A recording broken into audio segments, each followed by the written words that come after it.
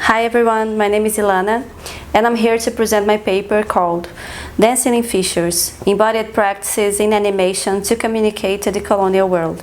So this paper presents my process of co-creation with Afro-Brazilian religious communities that resulted in handicraft animation films as a consequence of observing and experiencing daily activities in these places known as terreiros.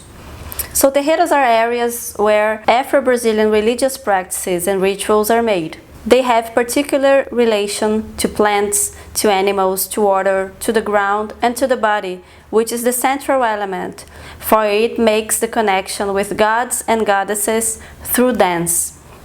Terreiros are spaces of resistance to the colonial project and can be seen as fissures in this system, or gaps, like the Colombian anthropologist Arturo Escobar says, in the relation to the idea of pluriverse.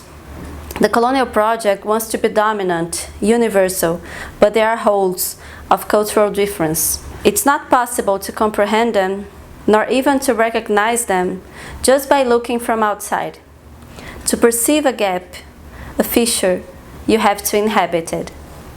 So in 2013, I entered a terreiro in order to become a member, to learn and inhabit this fissure.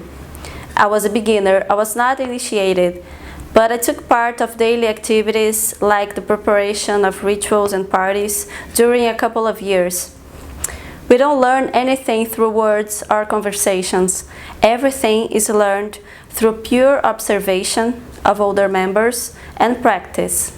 After a while, I had the opportunity of working with them, creating video works to present personalities of the religion so they could apply for public fundings. As we finished these video works, I kept filming them in order to create short documentary films, but not to present them with words. In an analogy with the way I was learning as a beginner, we started to make videos of them doing things, like creating musical instruments to use in rituals. And as I was filming all these handicraft processes, I started to feel the need to also create with the hands and with different materials. For people in terreiros, the energy of the orixás is in everything. It's a very different concept of God from the Western traditions. So different gods and goddesses inhabit different materials, and we negotiate with them all the time. Water, plants, different animals, foods. Technology, for example, is associated with the god of metal. I was working only with the camera and the computer, so this perception made me find a resonant way to create my work, according to this other way of living and being.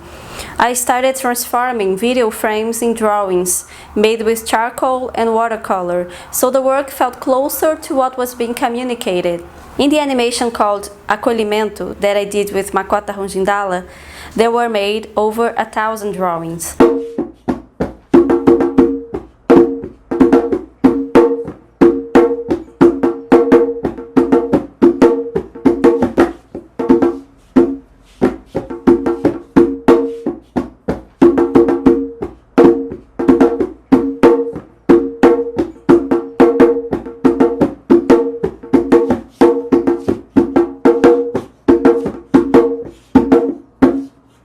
And this process generated a lot of changes in the way I work and in my own body.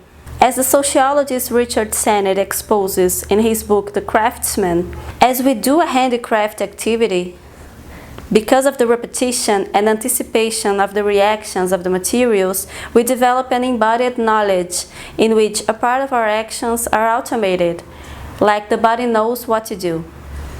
We can find a historical differentiation between handicraft work and design in the Industrial Revolution, when the idea of an artifact in mind seemed to be separated from the body who would make it, or actually from the machine that would make it.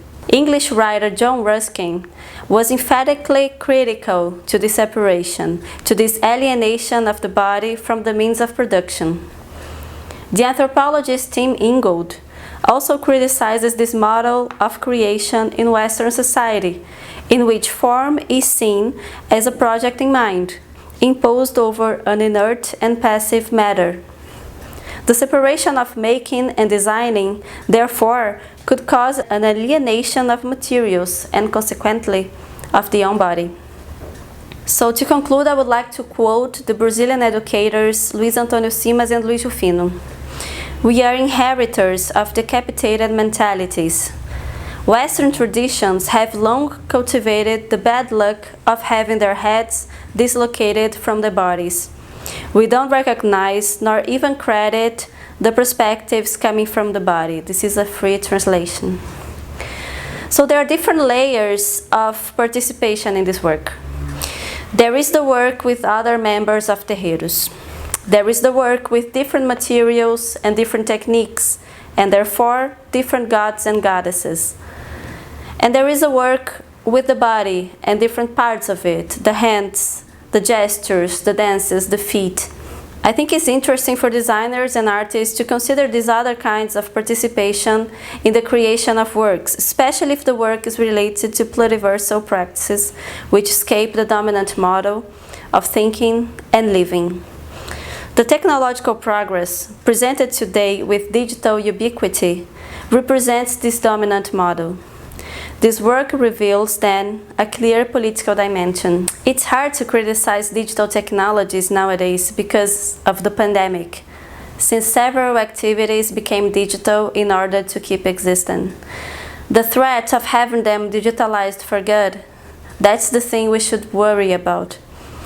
What this work wants is to make us pay attention to this transformation of our bodies as we digitalize our actions and alienate them from the process of making and from the materials. Thank you.